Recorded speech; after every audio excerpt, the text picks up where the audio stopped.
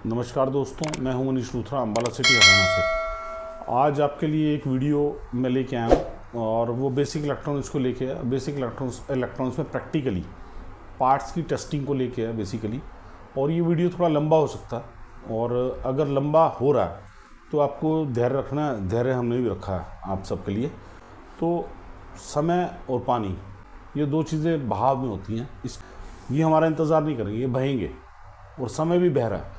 बस समय को कंट्रोल करने का तरीका एक ही है। जो आपके पास समय है, अगर अभी है तो वेल एंड गुड, और अगर अभी आपके पास समय नहीं है तो इस वीडियो को तभी देखना जब आपके पास समय हो। और ये वीडियो जो मैंने आपके लिए बनाया, इस तरीके से बनाया कि ताकि आपको इसके अंदर जितने भी पार्ट्स मैं बता पाया, 4 पार्ट्स ही बता पाया हूँ, उन 4 पार्ट्स का आप विश्लेषण इस तरीके से या उस तरीके से एक्सप्लेन किया है जो आपको पूरे यूट्यूब पर मिलने वाला नहीं है। और हो सकता है मुझसे अच्छे भी हों और अच्छे से समझा पाते हो, लेकिन मैंने अपनी पूरी कोशिश यहाँ की है। तो वीडियो थोड़ा लंबा भी होगा तो आपको धैर्य रखना है। यही बस थोड़ा सा मैं आपसे प्यार प्रेम चाहता हूँ, और इस वीडियो में आप बने रहिए और हमारे चैनल को सब्सक्राइब कीजिए। और अगर आप पहले से सब्सक्राइब चैनल किया हुआ है आपने अगर, तो थोड़ा सा वीडियो को लाइक शेयर कीजिए और कमेंट ज़रूर दीजिए। तो दोस्तों, आज मैं आपको एक बार पार्ट्स की इंट्रोडक्शन दिखा रहा हूँ, मतलब आप देख पाएंगे यहाँ ध्यान से। और जो ये पार्ट्स हैं, आज इनकी टेस्टिंग, प्रैक्टिकली टेस्टिंग आपको कराने जा रहा हूँ। और प्रैक्टिकली टेस्टिंग कैसे है और उनकी वर्किंग क्या है वो मैं पहले कुछ वीडियो में बता चुका हूँ। अकॉर्डिंगली जैसा वर्किंग है उसी तरह से पार्ट्स की टेस्टिंग भी की जाती है, और उसी तरह से मीटर, हमारा मल्टीमीटर जो है वो रिएक्ट करता है। तो ये यहाँ पर मैंने कुछ 4 रेजिस्टेंस निकाल के रखे हैं जिनकी कलर कोड मैं पढ़ पा रहा हूँ। ये रेजिस्टेंस जो है हमारी ऑरेंज ब्राउन 330 ओम। इसके बाद फिर नेक्स्ट रेजिस्टेंस हमारी जो ये वाली है ऑरेंज रेड 3.3 के। इसके बाद नेक्स्ट वाली रेजिस्टेंस जो है वो भी 3 कलर्स के अंदर है।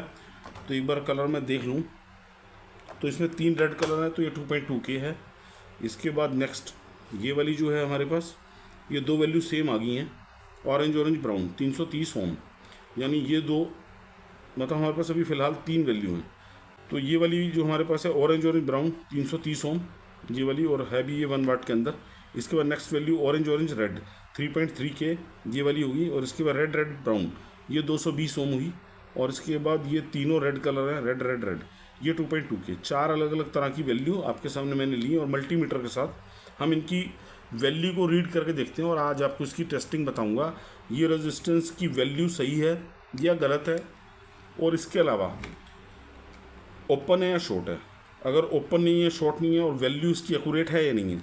एक्यूरेसी के लिए कुछ हर रेजिस्टेंस के अंदर कुछ टॉलरेंस होती है, उस टॉलरेंस को भी आपको इसके अंदर बता दूंगा आपको। अभी इसको टेस्टिंग पे लेके आते हैं। तो हो सकता है आप शायद देख पाएँ, मल्टीमीटर दिख पाएगा आपको। तो इसको हमने रेंज पर लगाना है रेजिस्टेंस के। तो जो पहली रेजिस्टेंस मैं यहाँ से पिक कर रहा हूँ वो 330 ओम की है, तो मुझे यहाँ 2K पे लगाना पड़ेगा मीटर को, जो 1 वाट की है। तो मैं इसे पिक कर रहा हूँ, और आप देख पाएँ शायद, मैं एक बार लाइट जला देता हूँ और आपको दोबारा चेक कराता हूँ। तो देखिए दोस्तों, आप देख पाएँ अच्छे से, यहाँ पर 320 किलो ओम, 320 किलो ओम दिखा रही है। तो इसका मतलब क्या हुआ कि ये 320 ओम है। अब 10% का अप्रोक्स या 10 से 20% का टॉलरेंस हर रेजिस्टेंस में आता। तो ये टॉलरेंस है। इस पर जो वैल्यू मेंशन थी वो थी 330 ओम, और यहाँ दिखा रहा है मैं 320 ओम। तो इतना टॉलरेंस आता है रेजिस्टेंस में। तो ये वाली रेजिस्टेंस हमारी ओके है। अगर ये रेजिस्टेंस पर यहाँ बीप बजता इस तरीके से, अगर मैं यहाँ पिन लगाता, ऐसा बीप सुनाई देता आपको। बीप पर लगा के दिखाता हूँ आपको, और पलट के भी सेम इसी तरह से अगर आपको बीप सुनाई देता,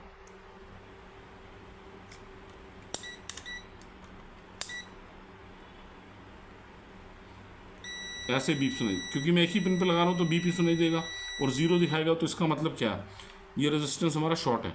और अगर मैं इसकी दोनों पिन पे लगाता हूँ, और यहाँ पर जो वैल्यू दिखा रहा है, वापस मैं 2K पे लगा रहा हूँ।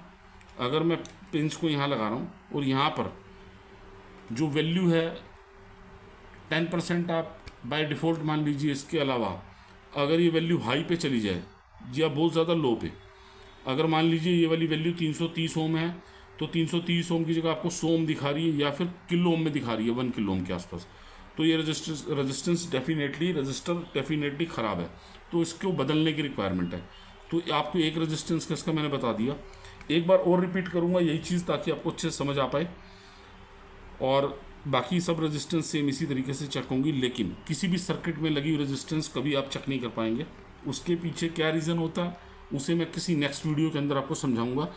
रेजिस्टेंस नहीं, जितने भी पार्ट्स हैं हमारे, इलेक्ट्रोलाइटिक कैपेसिटर है, नॉर्मल जो पीएफ कैपेसिटर है वो है, डॉयड है, ट्रांजिस्टर है, मॉसफेट है, कुछ भी जो भी पार्ट्स हैं उन्हें हमें पीसीबी से रिमूव करना होता है। सबसे पहले हम ये देखते हैं कि कौन सा पार्ट डाउटफुल लग रहा है हमें या फिर ओवरहीट हो रहा है, तो उसके बाद हम उसे पीसीबी से रिमूव करते हैं और उसके बाद उसे हम चेक करते हैं। तो अब नेक्स्ट रेजिस्टेंस पे आ रहा हूँ, इसमें से रैंडमली मैं एक रेजिस्टेंस और उठा लेता हूँ, ये वाली उठा लेता हूँ। अब सेम उसी तरीके से आपको बताऊंगा इस रेजिस्टेंस की जो वैल्यू मैं पढ़ पा रहा हूँ एज पर कलर कोड। इस पे 3 कलर हैं, रेड रेड ब्राउन, तो इसका मतलब ये 220 ओम की रेजिस्टेंस है और 220 ओम की है, तो सेम मुझे वही 2K पर आना पड़ेगा। और वो पहले वाली भी ओम में थी और ये भी ओम में है, तो इसको छोड़ देते हैं हम, इससे कोई हाई वैल्यू देख लेते हैं। तो ये वाली मिल गई मुझे 2.2K, ताकि ओम्स का आपको समझ आ चुका, अब किलो ओम का भी समझ आ पाए। तो इस पर 3 कलर हैं, रेड रेड रेड, तो इसकी वैल्यू निकल के जो आती है वो आती है 2.2K। तो अब मैंने इसे 2K पर लगा लिया। अब मल्टीमीटर यहाँ पर 2K पे रिस्पॉन्स नहीं करेगा क्योंकि 2.2K है, तो इसे मुझे मीटर को स्केल पे लाना पड़ेगा 200K पर। तो अब मल्टीमीटर की पिनें जोड़ता हूँ और आपको दिखा पाऊँ कि इसकी वैल्यू कितनी दिखा रहा है। तो आप देख सकते हैं यहाँ पर सीधा 2.2K दिखा रहा है मीटर में, आप देख पाएँ शायद। पिन को बदलता हूँ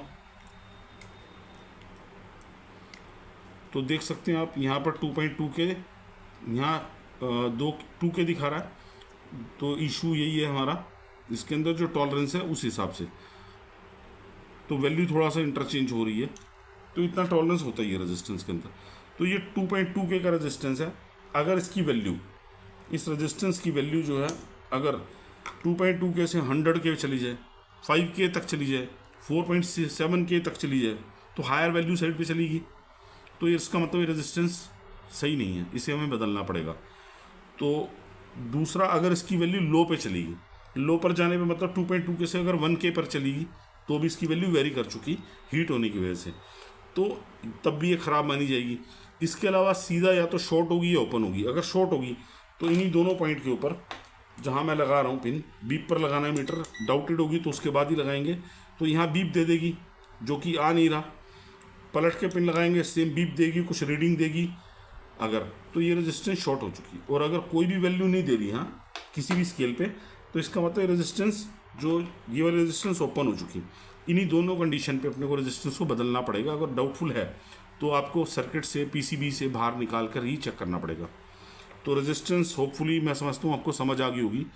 और टॉलरेंस के लिए पीछे इसमें गोल्डन कलर है, silver colour, golden colour, yellow colour. अभी फ़िलहाल मेरे पास तीनों रेजिस्टेंस जो, चारों रेजिस्टेंस जो हैं टॉलरेंस के हिसाब से गोल्डन कलर में है।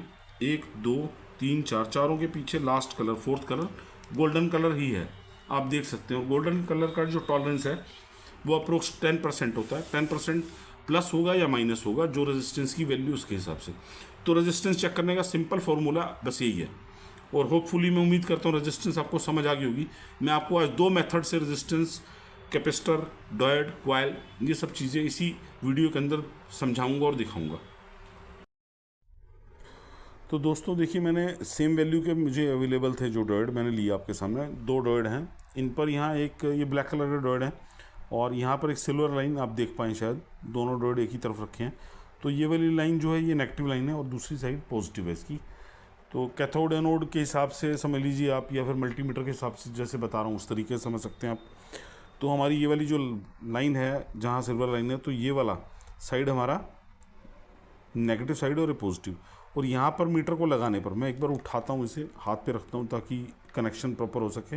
और मीटर पर आप देखें एक फिक्स रीडिंग आपको मिलेगी जो अप्रोक्स 500 और 600 के बीच में मिलनी चाहिए, 500 600। अब मल्टीमीटर को जो मैंने रखा है बीप पे रखा है डॉयड मोड के ऊपर। बीप और डॉयड मोड एक ही होता है हमारे सब मीटर में। और अब इसको पलटने पर यहाँ किसी तरह की कोई रीडिंग नहीं आएगी, क्योंकि डॉयड अगर आपने पढ़ा है तो उसमें रिवर्स बायसिंग और फॉरवर्ड बायसिंग होती है। एक तरफ से फॉरवर्ड बायस करेगा और एक तरफ से रिवर्स बायस करेगा। तो यहाँ से अगर मैं इसे ऐसे लगा रहा हूँ तो ये फॉरवर्ड बायस का काम कर रहा है, इधर से सप्लाई इधर को पास कर रहा है, तभी मीटर में रीडिंग आ पा रही है। और अगर मैं इसे उल्टा करके लगा रहा हूँ तो इधर इस पॉइंट से इस पॉइंट तक सप्लाई नहीं आ पा रही, तो ये रिवर्स बायस का काम कर रहा है। तो इसे प्रोटेक्शन में भी यूज़ किया जाता है हर जगह पे। और इसके अलावा रेक्टिफिकेशन यानी एसी को डीसी में बदलने के लिए भी काम में लिया जाता है। तो डायोड को चेक करने का एक तो ये तरीका है, ये ठीक डायोड की कंडीशन बताइए। और अगर दोनों पॉइंट के ऊपर अगर मैं मल्टीमीटर को ऐसे लगाऊं और दोनों साइड पे बीप बजे, और या फिर दोनों तरफ मल्टीमीटर रीडिंग सेम दे दे, तो इस कंडीशन में हमारा डायोड शॉर्ट कहलाएगा।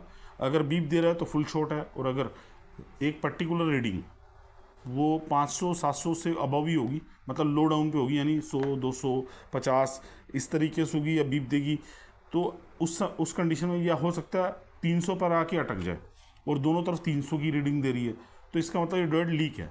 तो उस कंडीशन में अपने को डायोड बदलना पड़ेगा। तो दोनों डायोड सेम वैल्यू के हैं, चेक करने का एक ही मेथड है हर पुर्जे को, या तो वो ओपन होगा या शॉर्ट होगा। अब ओपन के लिए अगर मैं डायोड पर यहाँ इस तरीके से लगा रहा हूँ, रीडिंग नहीं आ रही, अब इस तरीके से लगाने पर रीडिंग आ रही है, अगर आप देख पाएँ तो ये डायोड सही है। और अगर दोनों तरफ रीडिंग आपको प्राप्त ना मिले, तो इसका मतलब डायोड हमारा ओपन है। तो तब उस कंडीशन में हमें डायोड को बदलना पड़ेगा। तो दोस्तों अब आ रहे हैं कैपेसिटर के ऊपर। एक्चुअल ये वाली जो बेसिक इलेक्ट्रॉनिक्स का प्रैक्टिकली टेस्टिंग का पार्ट है हमारा, ये वीडियो लंबा हो सकता है, और अगर अभी तक आप वीडियो में बने हुए हैं काफ़ी हद तक चीज़ों को आप समझ गए होंगे। और अगर आप वीडियो में बने हुए हैं तो आज थोड़ी वीडियो अगर लंबी हो भी गई तो ये आप ही के लिए वीडियो लंबा होना, जितनी वीडियो लंबी होगी उतना ज़्यादा आपके लिए फ़ायदेमंद रहती है। हम वीडियो लंबा करना चाहते नहीं, लेकिन अगर टॉपिक हमारा ऐसा है कि प्रॉपर एक्सप्लेन करना, तो वीडियो लंबा ऑटोमेटिकली हो जाएगा। और आपको बने रहना है, आपको भी धैर्य रखना पड़ता है, और हमें भी वीडियो बनाने के लिए बहुत धैर्य रखना पड़ता है। उसके बाद बहुत सारे काम होते हैं दोस्तों, वीडियो को एडिट करना, थंबनेल लगाना और बहुत सब चीज़ें। और उसके बाद सिर्फ एक थोड़ी सी चीज़ आपसे चाहिए होती है, जो हमें वो ये चाहिए होती है कि अगर आपको वीडियो पसंद आया और अगर आप हमारे चैनल पर नए हैं तो आप चैनल को सब्सक्राइब कीजिए, और अगर आप पहले से चैनल पर हैं तो आप वीडियो को लाइक और शेयर जरूर कीजिए। शेयर आप उन जगहों पे कर सकते हैं जो भी आपके टेक्निकल इंटरेस्ट रखने वाले फ्रेंड्स हैं, या ऐसे लोग हैं जो रिपेयर कर रहे हैं, आप भी रिपेयर कर रहे हैं, रिपेयर का काम जानते हैं ऑलरेडी टेक्नीशियंस हैं, तो उन्हें अगर आप शेयर करेंगे तो कुछ ना कुछ बेनिफिट आपको भी मिलेगा। तो हम तो सिर्फ आपसे इतनी सी वर्क जरूर चाहते हैं कि वीडियो को आप लाइक कीजिए, शेयर कीजिए। अदरवाइज़ चैनल पर अगर आप नए हैं तो सब्सक्राइब जरूर कीजिए, उससे हमें मोटिवेशन मिलता। तो अब आगे बढ़ता हूँ। कैपेसिटर दो तरह के होते हैं, एक आपके सामने है इलेक्ट्रोलाइटिक कैपेसिटर यानी पोलराइज्ड कैपेसिटर, और एक नॉन पोलराइज्ड कैपेसिटर।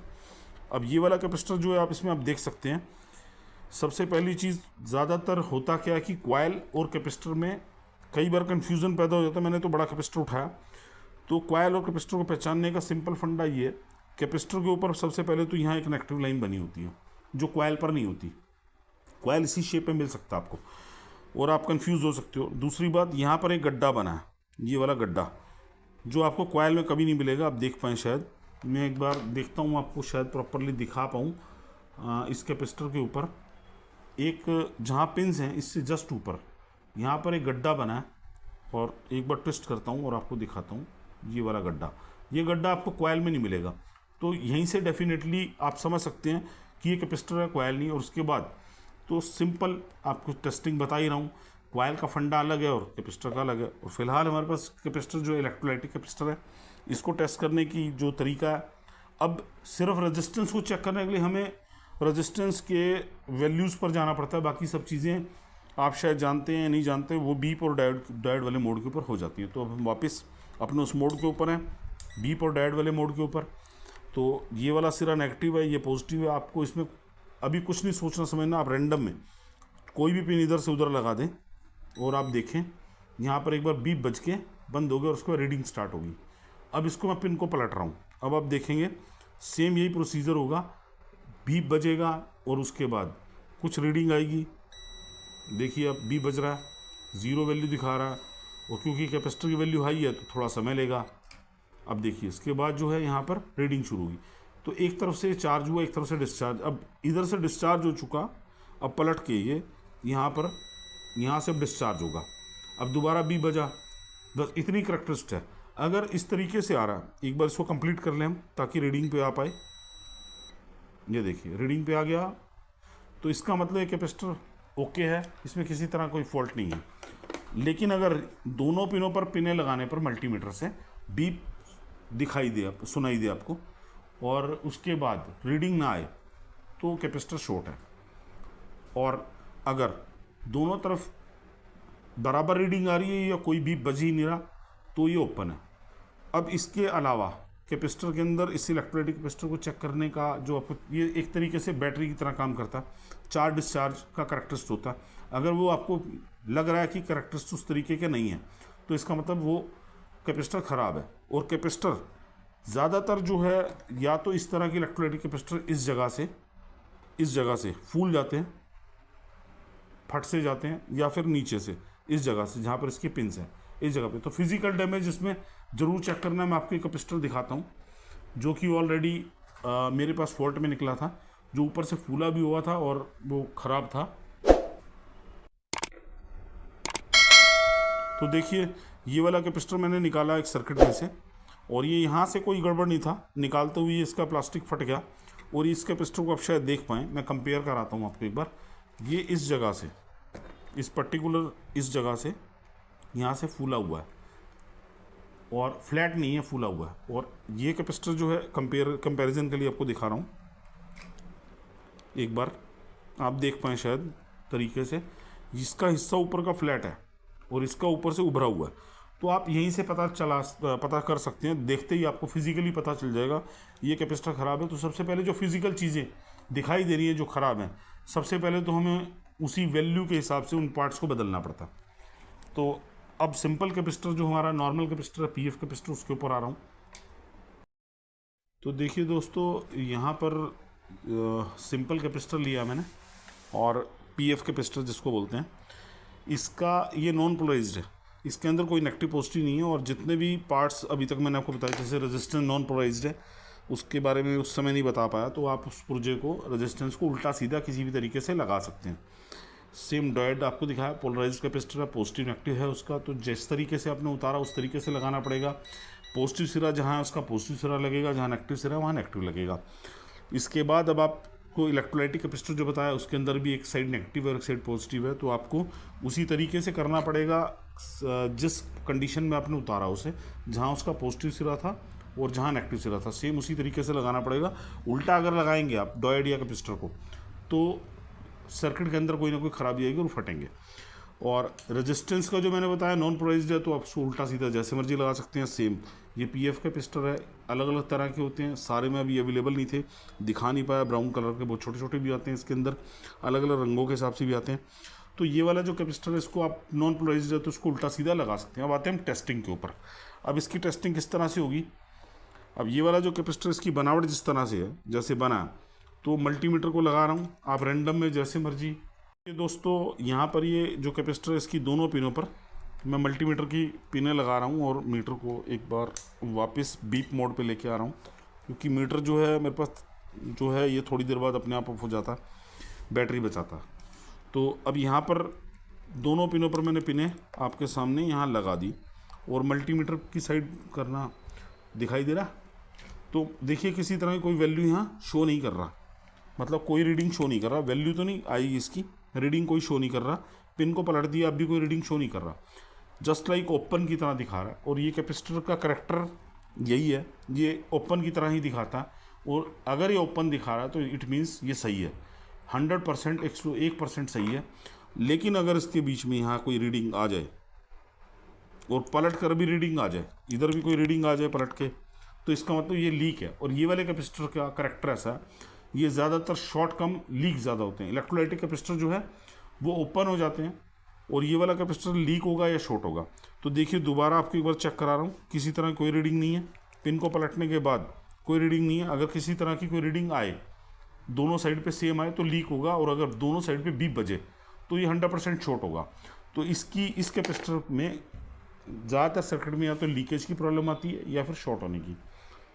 तो अभी जो आपको आज तक मैंने अभी तक कराया, 4 पार्ट्स करा चुका हूँ। रेजिस्टेंस के बारे में आपको पूरा बता चुका, डॉयड के बारे में बता चुका हूँ, और इलेक्ट्रोलाइटिक कैपेसिटर और सिंपल कैपेसिटर यानी ये वाला नॉर्मल कैपेसिटर जो हमारा पीएफ कैपेसिटर है, इसके बारे में आपको सारी टेस्टिंग प्रैक्टिकली आपको समझा चुका हूँ। और आपसे उम्मीद करता हूँ कि ये वीडियो आपको पसंद आया होगा, अच्छा लगा होगा। और अगर आपको इस वीडियो से कुछ सीखने को अगर मिला तो दोबारा से वही घिसी पिटी बात बोलूँगा, चैनल को सब्सक्राइब कीजिए, वीडियो अच्छा लगा तो लाइक कीजिए, कमेंट जरूर कीजिए। अगर आप कमेंट करते हैं तो हमें ये पता चलता है कि नेक्स्ट आपकी क्या रिक्वायरमेंट है, उसी हिसाब से हम अगला वीडियो प्रिपेयर कर सकें। तो थैंक्स अ लॉट दोस्तों, जय हिंद।